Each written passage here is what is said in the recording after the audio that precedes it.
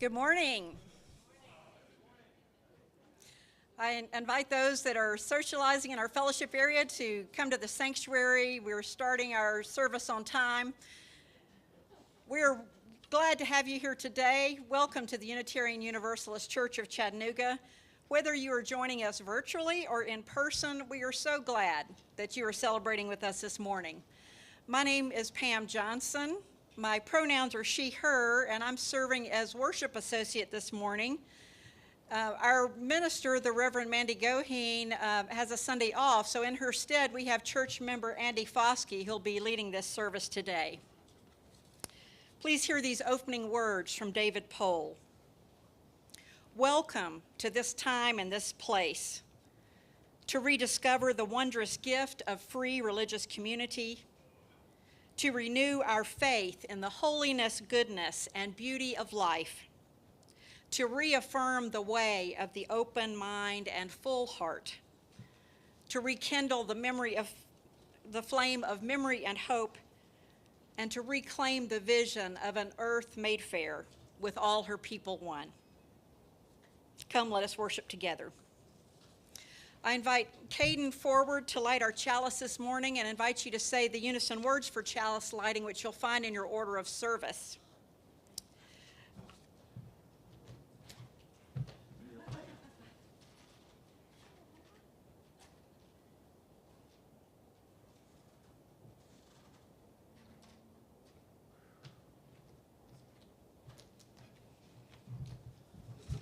We'll be accepting of small imperfections.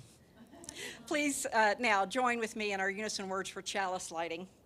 In the light of truth and the warmth of love, we gather to seek, to sustain, and to share. Our opening song is one of my favorites. It's number 346, Come Sing a Song With Me. Please rise in body or spirit and join your voices together.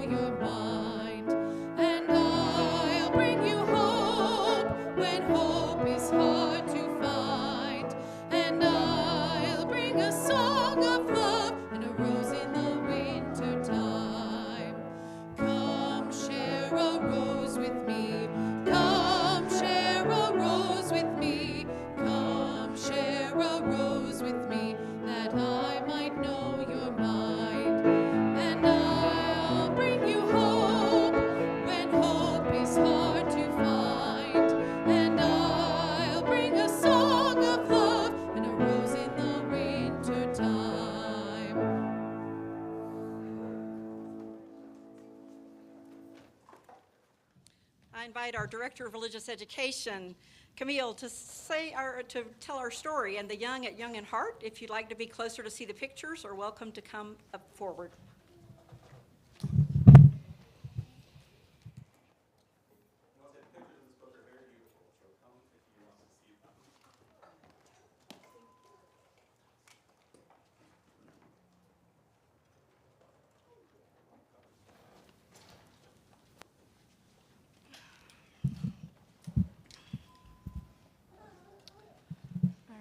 Good morning.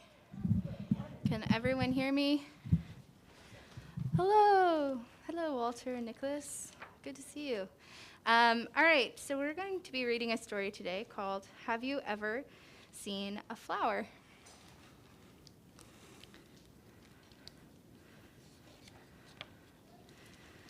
Have you ever seen a flower? As we read this book, I want you to notice the colors or the lack of colors as we go through it.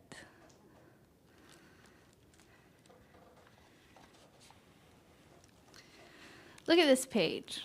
What do you see? Okay. Do you see any colors? Okay. Ooh, Dylan sees a little bit. Where is it? What do you see? Who has those colors? A little girl. Ooh, and maybe a bucket. Okay. But everything else is black and white.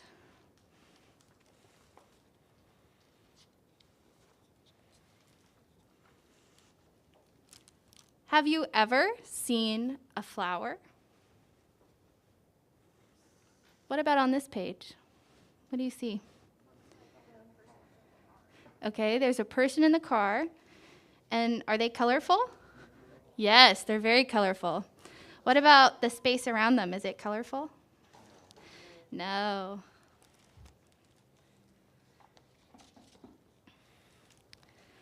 I mean, really. What do you think all this color might be? Mountains? Maybe?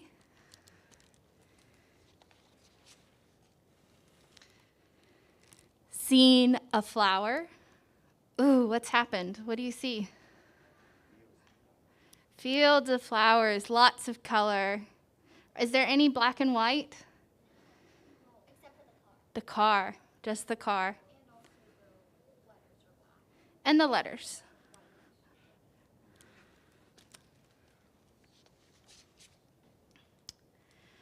I mean, way down in the clover with your face in the flower. Have you ever done that? Put your face in a flower? No? Well, maybe you'll have to try it today.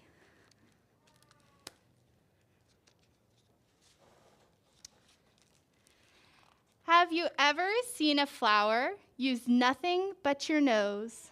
Breathe deep. What do you see? Well, how do you think you can see through your nose? Maybe you smell?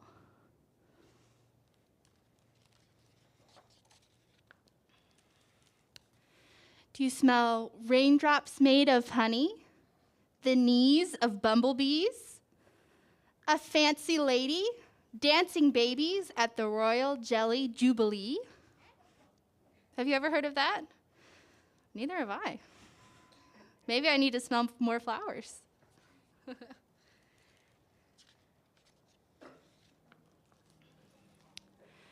Have you ever seen a flower so deep you had to shout, "Hello! Hello!" and listen for an echo just to know how deep it goes?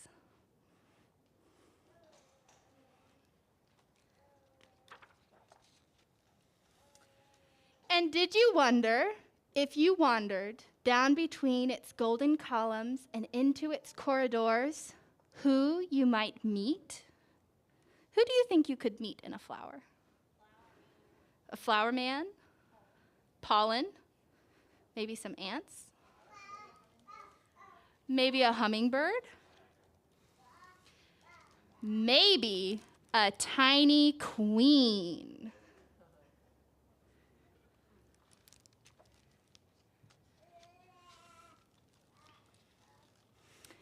Have you ever felt a flower? Do a flower petal's veins feel like the veins beneath your skin?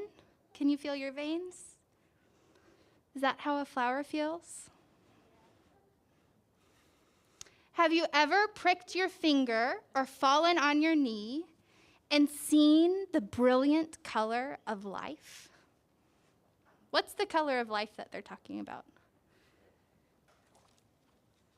What do you think? Any guesses? Red. You would be correct.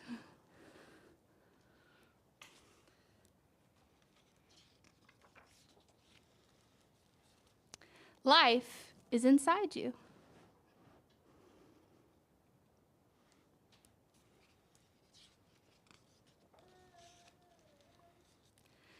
Life is all around you.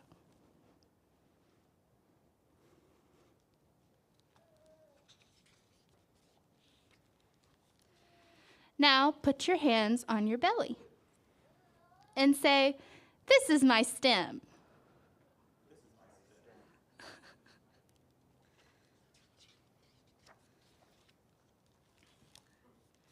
Now sip a drip of water and stand very still. Feel it slip and trickle all the way down to your roots.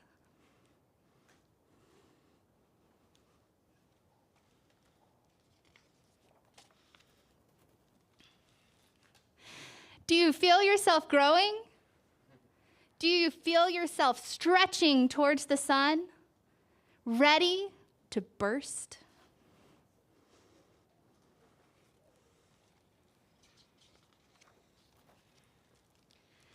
And bloom?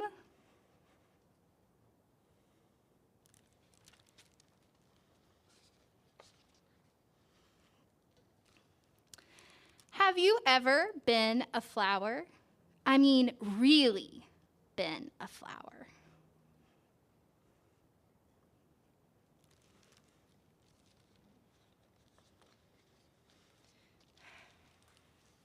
And if you were, would you remember?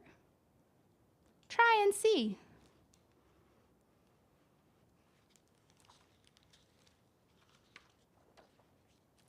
The end. Thank you for reading with me.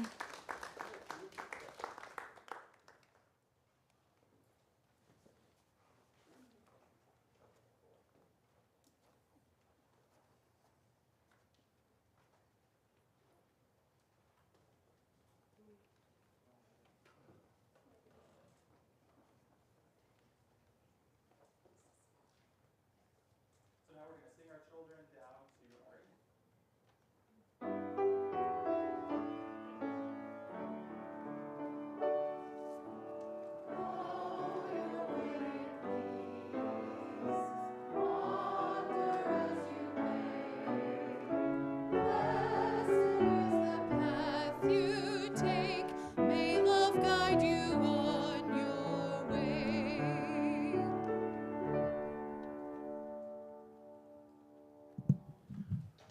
Good morning, everybody.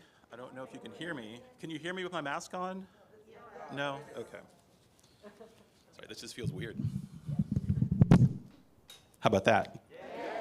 Well, good morning, everybody. My name is Andy Foskey, and my pronouns are he, they.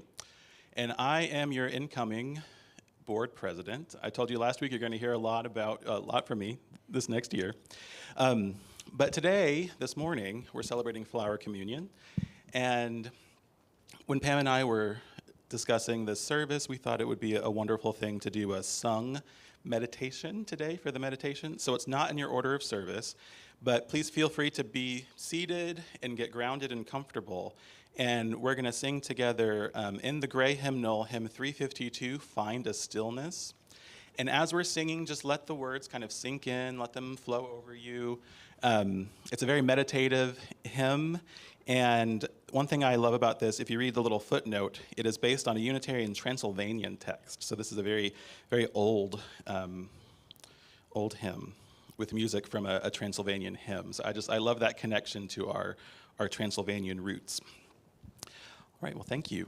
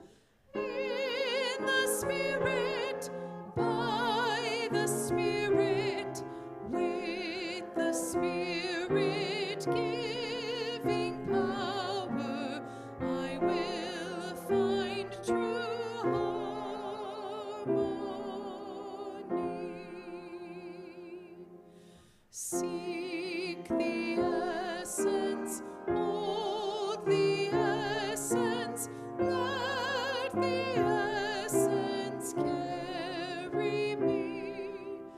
Let me flower, help me flower, watch me flower, carry me.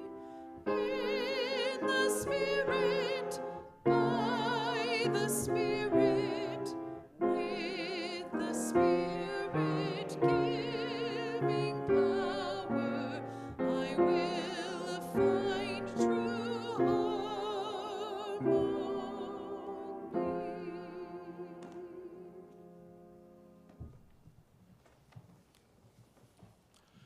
Now I'm going to ask Caden to come help again with our candle lighting for joys and concerns.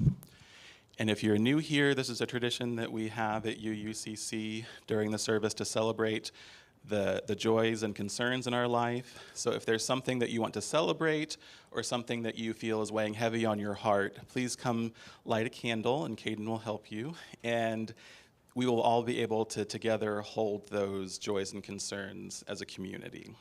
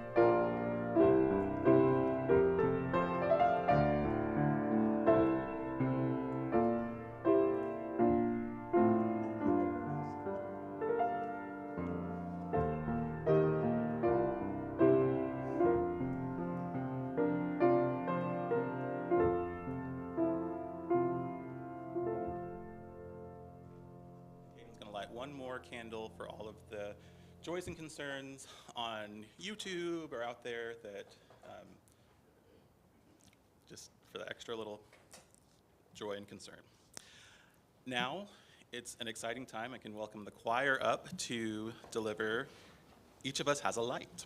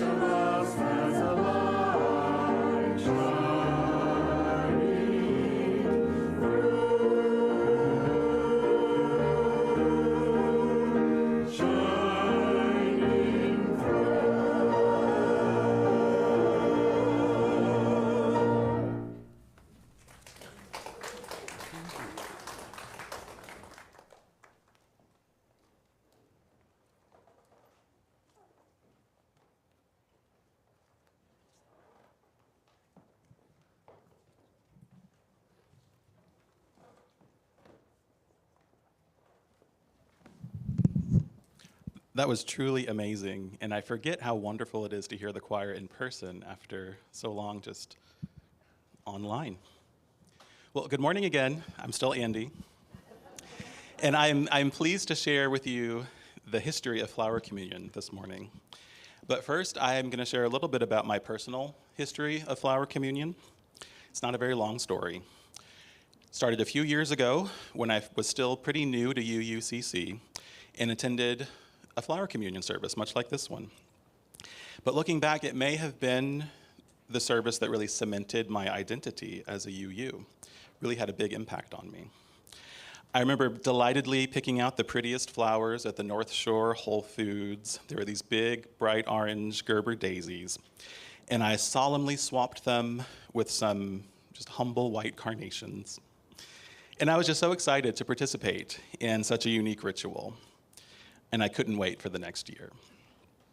Now, we haven't had Flower Communion in person for a few years now. The pandemic made us get creative. We had a wonderful drive-through Flower Communion last year.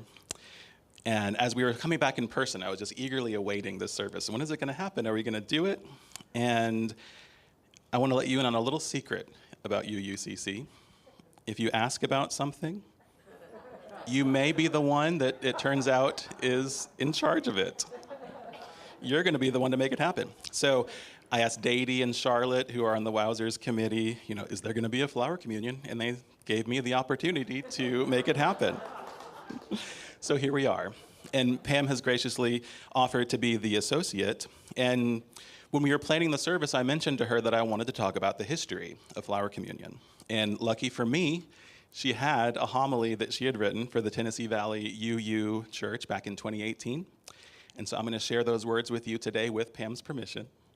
And I have a little bit of a wrap-up at the end of my updated context for this, because I think it really is a very timely ceremony for us right now in the world. So this is Pam. This is in the voice of Pam. As I look at the remarkable variety of flowers that grace our altar, or our table in the back for now, I'm reminded of the unique identities, personalities, talents, and theologies each of us bring. We have set aside this time to honor our uniqueness, and particularly as individuals, or particularity, sorry, that's a hard word, and to remember that we are interdependent, reflecting on our relationships within this community of faith, our relationships to the wider world, and our relationships with all of creation. The Flower Communion service was created by Norbert Čapek, who founded the Unitarian Church of Czechoslovakia. Like most Unitarians, Dr. Čapek's spiritual journey took him through various religious traditions. He began life as a Roman Catholic, and at the age of 18, after becoming disillusioned with the Catholic faith, he became a Baptist. And he eventually trained to become a Baptist minister. And he was a successful minister, but under the influence of various teachers and writers, he became more and more convinced that Christianity should have a distinctly social message. And as World War I ignited and his religious views became increasingly liberal, he came under danger of arrest by authorities because of his political and liberal religious writings. And in 1914, he and his family fled to the United States. He settled in Newark, New Jersey, and he edited a Czech language newspaper, served as the pastor of the first Slovak Baptist church. Unfortunately, shortly after arriving in the States, he was widowed. But he met and married Maya Oktavek, who was a librarian at the New York Public Library. And many of you know I'm a librarian, so I love that little detail. As Čapek's theology continued to become more liberal, he concluded that he could no longer be a Baptist. And in 1919, he resigned his pastorate. Shortly before Norbert and Maya returned to Czechoslovakia in 1921, they were introduced to Unitarianism by two of his children from a previous marriage, who had gone to a service in Orange, New Jersey. His children told him that they found there not only clear heads, but warm hearts too. Upon their return to a now independent Czechoslovakia, Čapek established the Prague Congregation of Religious Fellowship. Among the members of this congregation in Prague were many ex-Catholics who, reacting strongly against the Catholic faith, had come to find the traditional communion service with bread and wine unacceptable. Feeling they needed some sort of communion ceremony, Chapek turned to the native beauty of their countryside for elements of a communion service that could be meaningful to them. The Flower Festival, as he called it, soon became one of their most significant services, and under his inspiring leadership, this new liberal religious movement flourished in Prague and elsewhere in the country. Within 10 years, this new Unitarian church in Prague grew to 3,000 members. Can you imagine? The largest Unitarian church in the world. Now, as the Nazis began to gain power, Dr. Chapek used his pulpit to encourage his fellow citizens to have courage in the face of growing Nazi madness. "We are today," he said in 1938, "the only nation in the whole of Europe that is ready to resist oppression. Confronting our descendants, we will never have to feel ashamed of the fact that as a small nation in the middle of Europe, we were ready to defend human dignity, freedom, and justice from violence, lies, and lawlessness."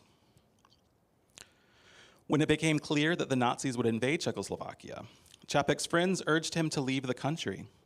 His wide reputation as a religious liberal, newspaper editor, preacher, teacher, and lecturer put him in a dangerous position. But he refused to go. But his wife Maya left at the last moment. Chapek continued his work, which became increasingly risky. Because of the monotheistic beliefs of the Unitarians, Chapek accepted into membership many Jews who would otherwise have been rounded up by the Gestapo. This gave them precious time in which to plan their escape from the country. When, after 2 years, this plan was discovered, Dr. Chapek, along with his 29-year-old daughter, Zora, was arrested. She, for the crime of listening to the BBC on the radio, and he for the same offense, as well as for high treason. Several of his sermons were cited as evidence of the latter charge. Zora was sent to a labor camp, and Norbert was sent to Dachau concentration camp, where he was murdered. The Flower Communion was brought to the US in 1940 by Dr. Chapek's wife, Maya Chapek, and was introduced to the Cambridge, Massachusetts UU Church. In 1961, she wrote a letter to the American Unitarian Association, where she explained Flower Communion in this way. Chapek's only motivation was to stress and bring about brotherhood. As a symbol, he used flowers, because in the name of a flower or flowers, no wars were waged, as was the case with the cross or the chalice. The flowers are used as symbols of the gifts which each person can bring to the church and through the church to other persons. Because of the large variety, people are able to express their individuality. The exchange of flowers means that I shall walk without reservation with anyone, regardless of their social status or former religious affiliation, as long as they are ready and willing to go along in search of truth and service to man. From these beginnings, the Flower Communion has been adapted and interpreted by different congregations in different ways, though the central theme remains constant. As no two flowers are alike, so no two people are alike. Yet each of us has a contribution to make. In diversity, there is great beauty. Together, we are more than any one of us can become.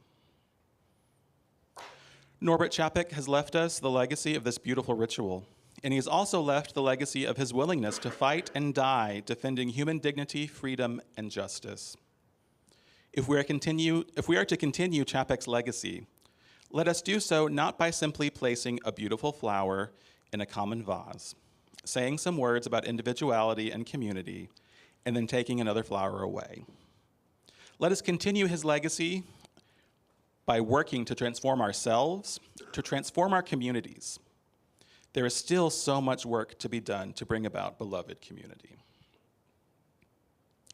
Reverend Mark Morrison Reed reminds us that the central task of religious community is to unveil the bonds that bind each to all. There is a connectedness, a relationship discovered amidst the particulars of our own lives and the lives of others. Once felt, it inspires us to act for justice.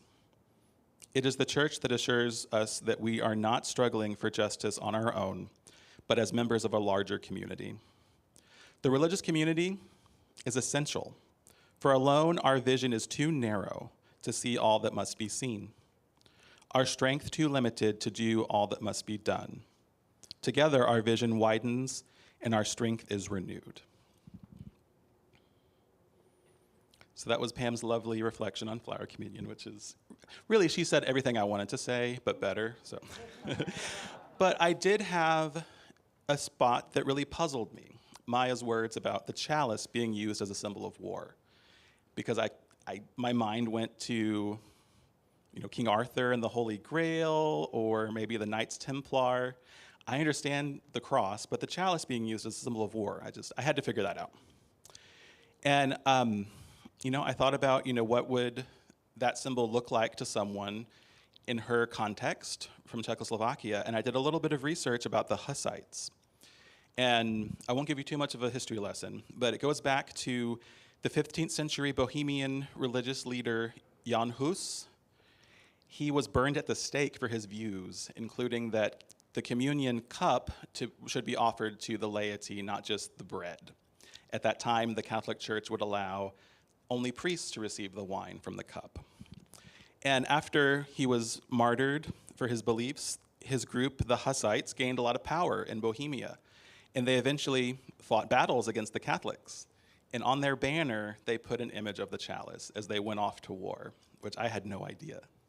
And I really wonder what Norbert Chapek might have thought about our symbol of the flaming chalice. He, unfortunately, was killed just the next year after that image was introduced to the Unitarian Service Committee. So he didn't have a chance to see it become so ubiquitous. So I just wonder what he would have thought. All right, to wrap up, Reverend Mandy likes to ask, so what? What's the deal? What's the point of this traditional service? Why do we do this? Why did I feel so strongly about having this year of all years? And it seems to me the world is starting to look a lot more like the world of Norbert Chapek when he created Flower Communion. We're just still reeling from the global pandemic. There's a war raging in Europe. And here in Tennessee, anti-Semitism is on the rise. I'm sure we all have heard that earlier this year, the Pulitzer Prize-winning graphic novel Mouse was removed from the curriculum of McMinn County schools, which is really just not that far from Chattanooga. But here in Chattanooga, right in our backyard, this spring, a Bible history teacher at East Hamilton Middle School was accused of using anti-Semitic language in one of her lessons. And I won't repeat what she said. I promise you it was remarkably offensive. And as far as I can tell, there was no apology given and no action taken against the teacher. We live in a world that is increasingly hostile to difference and indifferent to injustice. We live in a world where racially motivated shootings like the recent massacre in Buffalo are far too common. We owe it to the families of those victims to celebrate our differences and speak out against injustice. In fact, as UUs, our faith compels us to do so. We celebrate rituals like Flower Communion, even in the midst of a sad and seemingly broken world, to remind ourselves that the world is not, in fact, broken. We are not broken. And I will end with a call to action from Norbert Chapek himself, written shortly before he was murdered by the Nazis. It is worthwhile to live and fight courageously for sacred ideals. Oh, blow ye evil winds into my body's fire, my soul you'll never unravel. Even though disappointed 1,000 times or fallen in the fight and everything would worthless seem, I have lived amidst eternity. Be grateful, my soul. My life was worth living.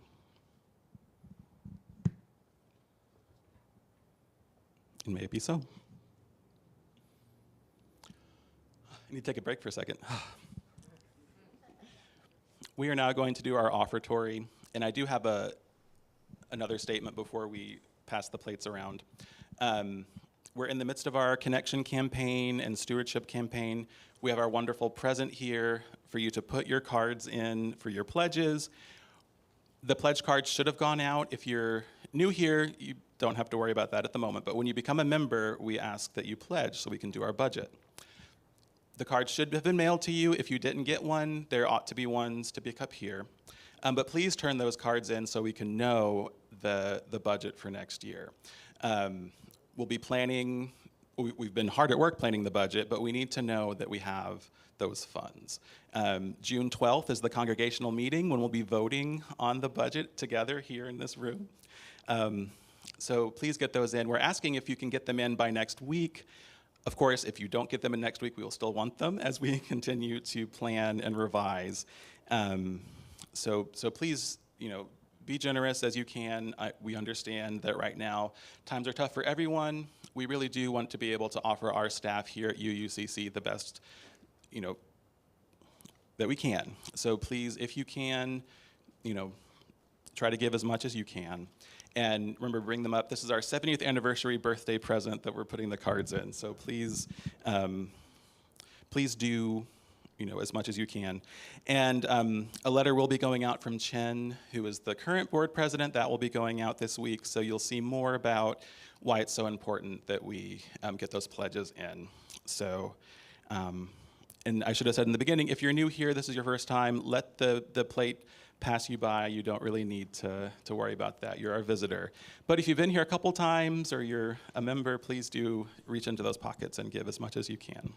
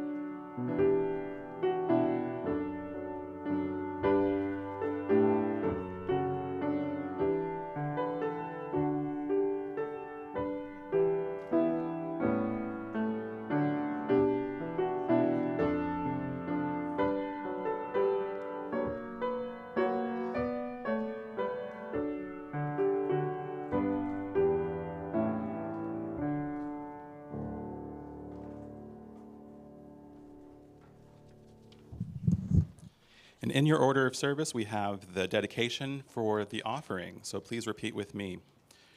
We give these gifts freely, committed to our mission to care, create beloved community, awaken hearts and minds, resist injustice and act with compassion, embrace life and care for the earth. To this work, we dedicate our offerings. And now we've come to the ritual of flower communion. And we have lots of beautiful flowers. Camille has gone down to get the children. They're going to return from RE a little early to help with the ritual. And they're going to bring the flowers up. And let's just see. We're going to make a little room here. And what's going to happen as we gather the flowers up here on this table, we are going to come up. If you brought a flower, even if you didn't, we have plenty. Please come and get one. I'm going to leave that there because I'm worried it'll catch the church on fire. All right, so let's bring on the flowers.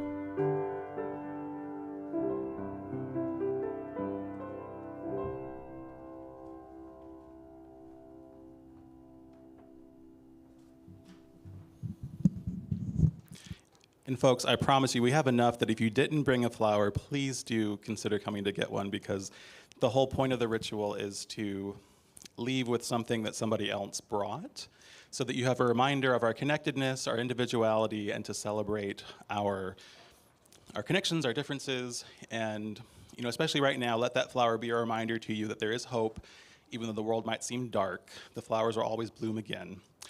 And so yeah, it's going to be kind of like with the candle lighting. You can come up and you can make two lines if you would like, and we'll just come and take a flower that you feel called to take home. And after the service, I'm sure there'll be plenty more. And once we're all back in our seats, Pam is going to offer a blessing for the flowers. And I'd like to mention that if there's anyone that has issues with mobility, or for whatever other reason you don't want to come to the front, one of our children or someone else will be happy to bring a flower to you. Just raise your hand.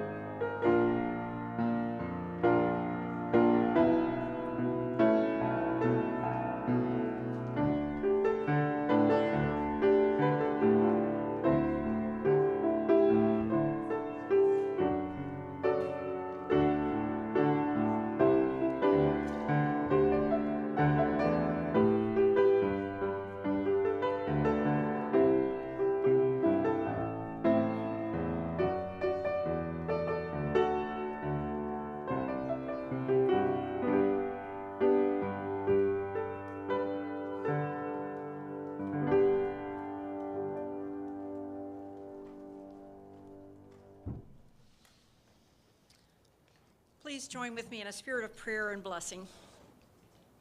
Spirit of life, we have brought the gift of flowers and the gift of ourselves to share with each other. We ask your blessings. As we look into each other's faces, may we see there the uniqueness that we each bring to community. May we recognize the spark of the divine in each other and our connection to all creation. May we renew our dedication to building beloved community among this sacred gathering and in the world beyond these walls, realizing that whatever we do, great or small, the efforts of all of us are needed to do your work in the world. And may these flowers inspire us now and in the days to come to seek, to notice, to embrace and recreate beauty, to give unto the world as exuberantly as these flowers. Amen. And for our closing song, please turn to number 76, For Flowers That Bloom About Our Feet. Please rise and embody your spirit as you're able.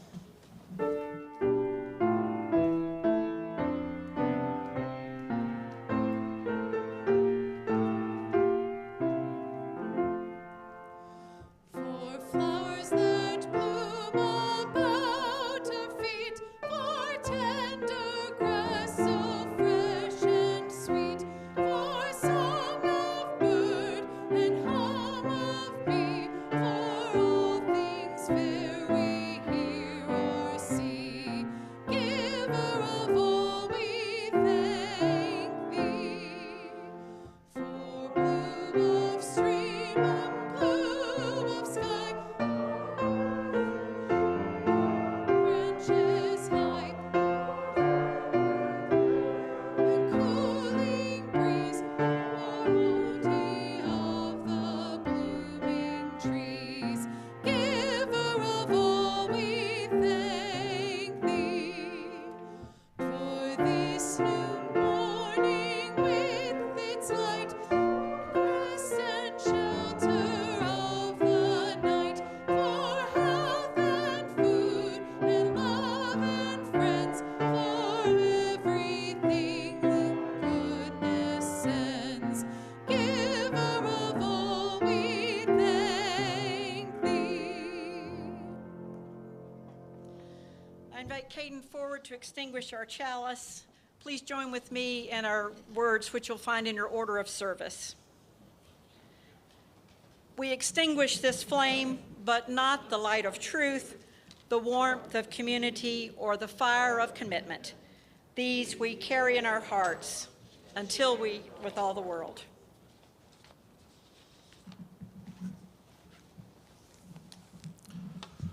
All right, everybody, we have some announcements. After the service, you'll have the chance to support our upcoming summer study on environmental justice. And for those of you that don't know, we're going to have kind of like summertime forum-ish. It's going to be on Sunday mornings, different speakers on environmental justice. And that's all organized by Selena. And you can see her in the back bringing in beautiful plants. These are not flower communion plants. They're actually a fundraiser. They're all flowering native plants. Well, they're not flowering now, but they all have the potential. They attract pollinators to your yard. So please see Selena at the back after the service. She's there waiting for you. And that money from the sale will help fund honorariums for those speakers that we're going to have on environmental justice this summer. So stay tuned for more on that. But today, the plants are for sale back there. And I know that Rich has an announcement.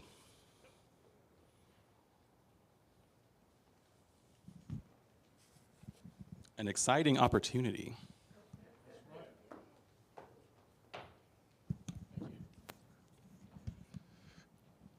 Hi guys, my name's Rich Dwyer and I'm on the nominating committee.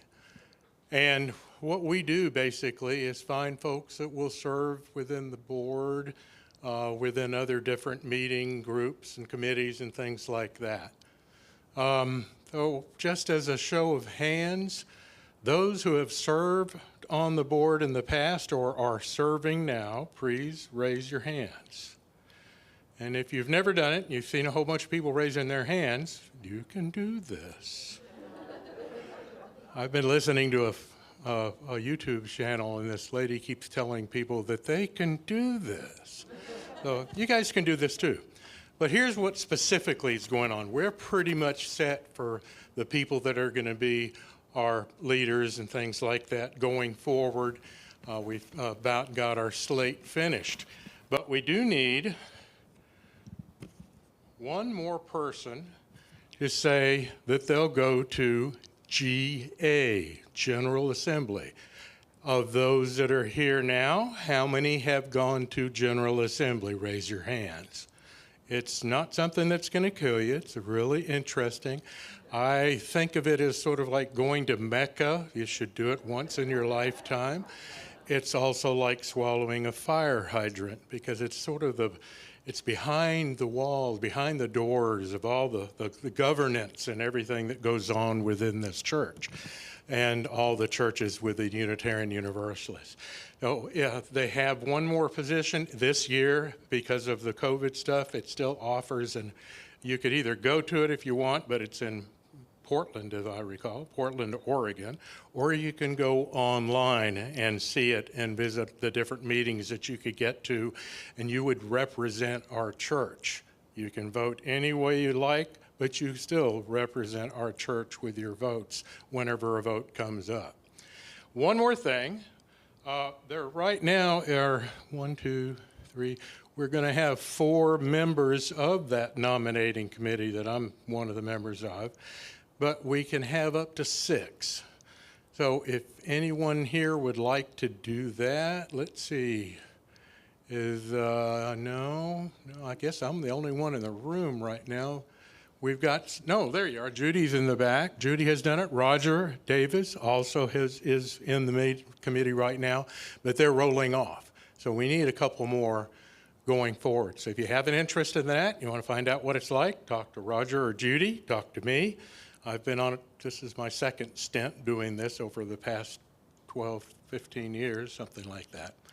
So again, think about the GA and think about it is a 2-year term if you end up getting on the nominating committee. Yeah, Judy? You want to tell them when the GA is? Oh, yes, that's right. In case you're wondering, June 22nd through the 26th is when GA is happening.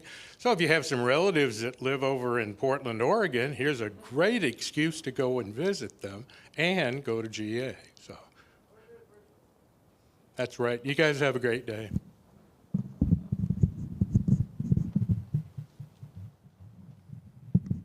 Any other announcements? All right. Well, thank you, everyone, and enjoy your Sunday.